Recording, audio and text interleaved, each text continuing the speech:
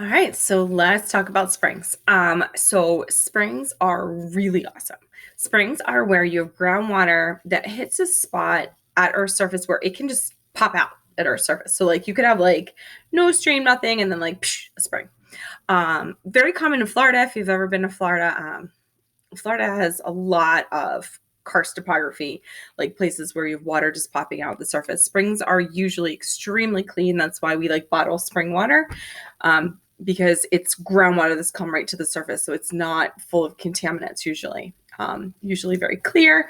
Spring water is usually chilly, not super warm, unless you have a hot spring. And hot spring is just a spring where groundwater is naturally coming out of the ground, but it's warm. And we have Hot Springs, Arkansas, which is a national park, which some of you may have looked at. The water that's flowing out of the ground here is it's naturally very hot. So that's cool.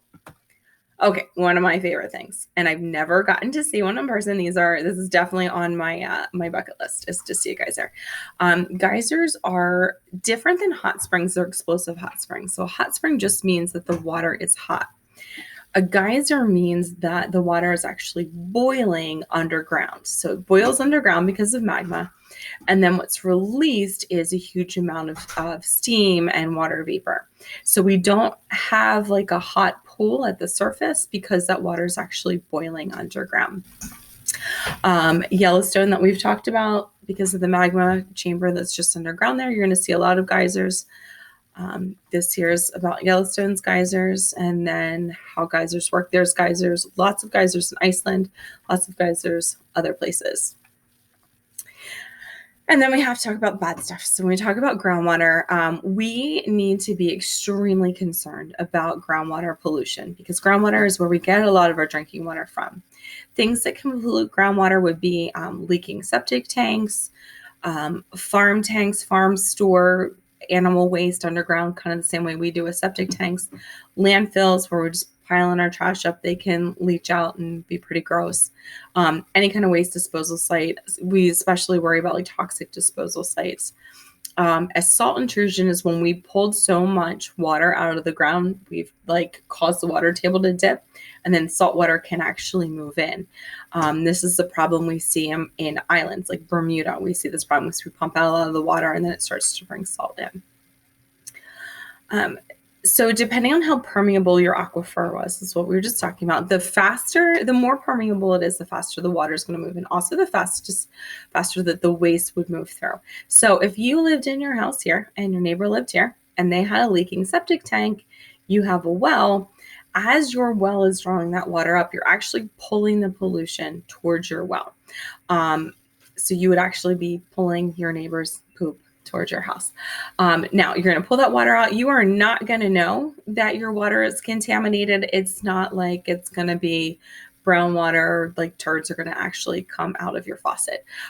What's going to happen is you or family members might start getting sick. You might not understand why you develop some stomach issues. And that's why when you have a well, you need to have your water tested frequently.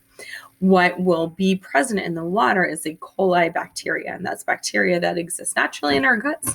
Needs to be there. We couldn't process food without them, but they're only good if they stay in your guts. If you ingest them, they will make you very, very sick. The problem with groundwater pollution as opposed to surface water pollution is we can't see this. So this is all happening. The only way we know then is by testing the water. It's also very hard to clean groundwater. Okay, sorry about that. So groundwater it's not easily removed because it's underground. It's very easy for large spaces to become contaminated by groundwater. We have to use test wells to pull water out and to test to see how it is. So groundwater is not a fun problem. All right, so after you've gone through all of these slides, I want you to make sure you've reviewed, make sure that you watched the videos, and then there's a little tiny, this is just a 5-question quiz here. It's Google form, so you cannot do it again. So make sure that you've reviewed before. It's not like the Schoology quizzes where you can go pretend take it and then go look for the answers. So make sure that you've paid attention. Any questions on groundwater, please make sure that you shoot me a message. If you guys want to have any office hours, let me know. Otherwise, I would just wait for emails. I will see you guys tomorrow.